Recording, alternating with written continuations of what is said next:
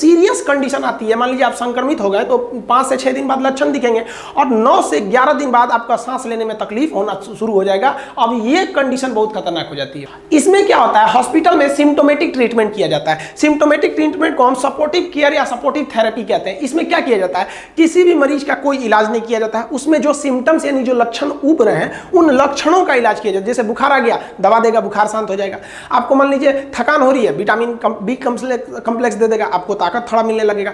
खांसी हो रही है, जुकाम हो गया तो उस खांसी का सिरप दे देगा। यानी कोरोना का इलाज नहीं कर रहा, उसके सिम्टम्स का इलाज कर रहा है, उसे कहते हैं सिम्टोमेटिक ट्रीटमेंट। इसमें जो सबसे बड़ा काम करता है ना, वो विटामिन सी काम करता है। अब यही हॉस्पिटल में भी दे रहा है, यही आप लोग भी घर में यूज किया करिए। जैसे टमाटर में विटामिन सी है, आम में विटामिन सी है, संतरा में है, ये डेली आप एक एक लिया कीजिए। ये आपको हमेशा लेना। मान लीजिए आपको आम नहीं मिल रहा है, संतरा नहीं मिल रहा है, तो 3 टमाटर कर दिए। मतलब एक एक कैसे भी तीनों में से रहना चाहिए। नहीं है तो इसी की संख्या बढ़ा लीजिए, लेकिन 3 इसको हर हाल में रखिए। इन फलों में से लेते रहेंगे, आपको विटामिन सी पूरा होता रहेगा। नारियल का जो पानी होता है ये काफी फायदा करता है। अभी देखिए, ये जो नारियल जो पानी होता है, ये ब्लड जो होता है ना, ब्लड काफी इसमें इफेक्टेड हो जाता है लंग्स में, तो ये आपको एक अंदर से शक्ति प्रदान करता है, आपके शरीर को गिरने नहीं देता है। दूध की मात्रा रहनी चाहिए कोरोना पेशेंट को, और अंडा जो है ये काफी जरूरी है। शाकाहारी लोग भी, अब देखिए मान लीजिए ये तो एज ए दवा की तरह प्रयोग हो रहा है, होने के बाद यही सब हॉस्पिटल में भी दिया जा रहा है। और सबसे जरूरी जो हो गया वो तो काढ़ा हो गया है। काढ़ा में आप सबसे अच्छा है लेमन टी पीजिए, और एकदम गरम गरम पीजिए यहाँ पर,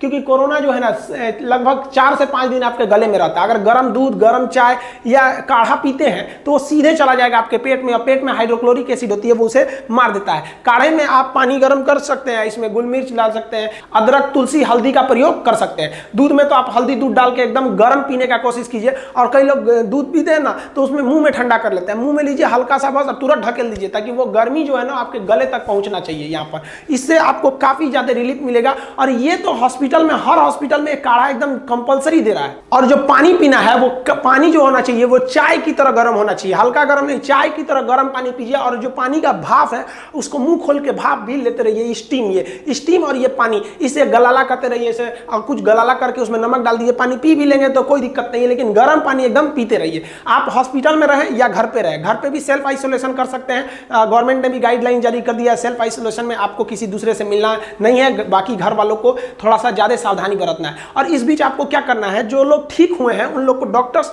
थोड़ा थोड़ा ना मानसिक रूप से भी ठीक करना है। जैसे उनको हमेशा अपना बुखार नापते रहना है कि बुखार कितना है, उसको लिखते रहना है, अपने डॉक्टर को बताते रहना है कि ये इतना इतना है। आपको ना, जो आप ठीक होंगे या नहीं ठीक होंगे ये डिपेंड करता है कोरोना होने के 8वें दिन से 15वें दिन तक, क्योंकि 6वें 7वें दिन तो लक्षण ही आते हैं, और 8वें दिन से आपको बदन में कपकपी चालू हो जाती है।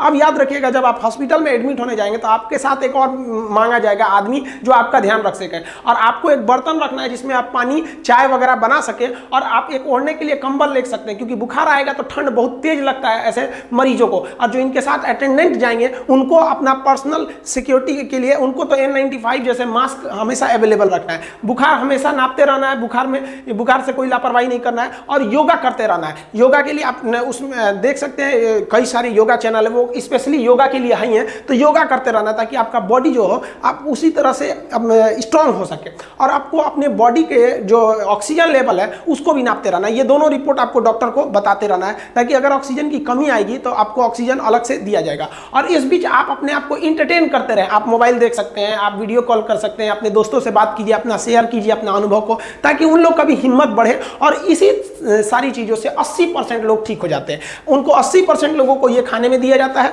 और बाकी ये ट्रीटमेंट में ये दिया जाता है। सपोर्टिव ट्रीटमेंट होते हैं, सिम्टोमेटिक खांसी आ गया तो उसकी दवा, इससे 80% लोग ठीक हो जाते हैं। लेकिन अभी क्या हो गया, किसी को कहिए ना, अभी लोग का डर से सीना में दर्द होने लग रहा है। अब वो चौंक जा रहा है कि भाई अरे बाप रे बाप, इसको कोरोना तो नहीं हो गया। तो डरना नहीं है, डर गए तो फिर आपका इम्यून तो अपने कमजोर हो जाएगा।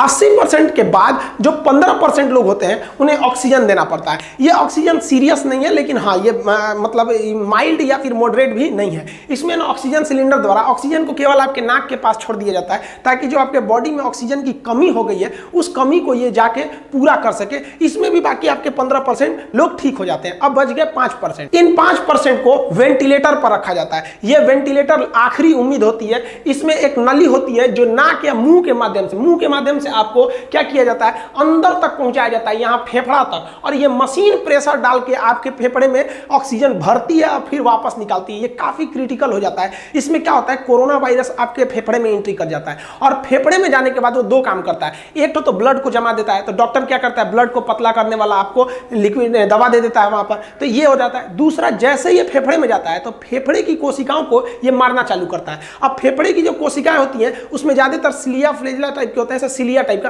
ताकि वो ऑक्सीजन को बाहर फेंक सके, CO2 को बाहर फेंक सके। ये क्या करता है, उन कोशिकाओं को पकड़ लेता है। तो हमारा जो इम्यून सिस्टम है आके इस कोरोना को मारने लगता है। जैसे इस कोरोना को मारता है तो इस कोरोना के जो क्षतिग्रस्त अंग है वो बाकी ब्लड के टुकड़ों पे पड़ते हैं, फेफड़े के टुकड़ों पे पड़ते हैं। तो जो बाकी के हमारे सैनिक है, इम्यून सिस्टम है, वो ये भूल जाते हैं कि ये कोरोना मरा हुआ है या इसके टुकड़ा है जो हमारे स्वस्थ कोशिकाओं पे गिरे हैं, वो उन स्वस्थ कोशिकाओं को ही मार देता है। और जब ये धीरे धीरे धीरे धीरे फेफड़ा तक पहुंच जाता है तो पूरे फेफड़े में ये भर जाता है और पूरा फेफड़ा छोटा होने लगता है। इसलिए क्या होता है कि आप सांस लेते हैं ज्यादा लेकिन जा नहीं पाता है, पूरा भर जाता है। यहाँ कोशिकाएं, मरी हुई कोशिकाएं हो जाती हैं और कोरोना पूरा भर जाता है। और धीरे धीरे ये लड़ाई इतनी बड़ी हो जाती है कि हमारा शरीर जो है हमारे खुद के फेफड़ा को दुश्मन समझ जाता है और पूरा शरीर मिलकर हमारे ही फेफड़ा को मारने लगता है। और धीरे धीरे ये सांस हम नहीं ले पाते हैं और वेंटिलेटर पे जाने वाले 5% लोग में से 1% ही वापस आते हैं। और हमारे इंडिया में जो डेथ रेट है वो यही 4% का चल रहा है। ये 3 से 4% जो है वो डेथ रेट है इंडिया का। उम्मीद करते हैं कि आप लापरवाही नहीं करेंगे।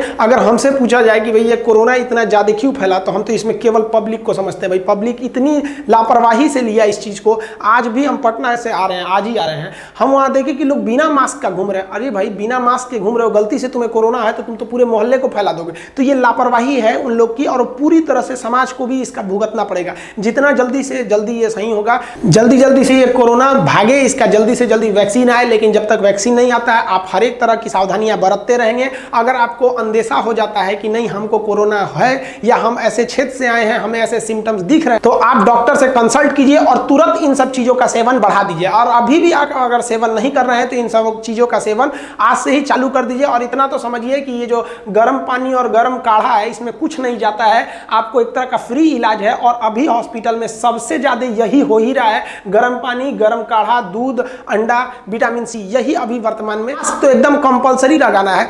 खास करके उन्हें जिनमें थोड़ा बहुत सिम्टम्स लक्षण दिख रहे हैं, मास्क हर हाल में लगाना है। N95 मास्क नहीं है तो आप क्या लगा सकते हैं, सर्जिकल मास्क। लेकिन याद रखिएगा ये ज्यादा देर के लिए नहीं होता है, इसे सिंगल यूज मास्क भी बोला जाता है।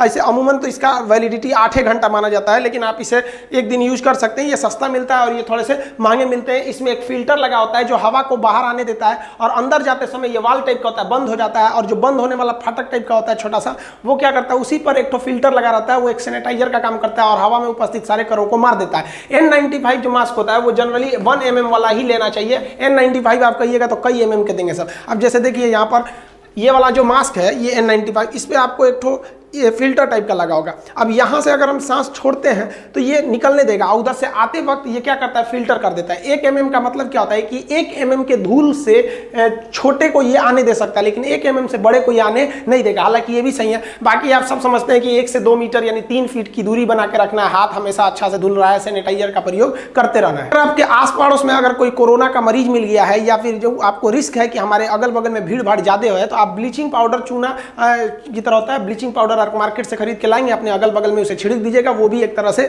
एंटीवायरल, एंटीबैक्टीरियल का भी काम करता है। देखिए जो कोरोना के सिम्टम्स यानी लक्षण होते हैं ना, ये सबसे बड़ा का खराबी क्या होता है, ये 5 से 6 दिन बाद दिखना चालू होते हैं और कई लोगों में तो दिखते ही नहीं है कोरोना के लक्षण। अब इसमें लक्षण आपको पता है कि भैया फीवर होता है, लेकिन एक चीज ध्यान दीजिएगा, फीवर धीमा नहीं होता और ना ही ये फीवर उतरता है। ये फीवर कंटिन्यू रहता है और बहुत जोर से फीवर रहता है। तो ये दवा खाएंगे तो उतरेगा, फिर चढ़ जाएगा। तो अगर ऐसा हो रहा है तो आप ध्यान दीजिएगा कि कहीं कोरोना के लक्षण है।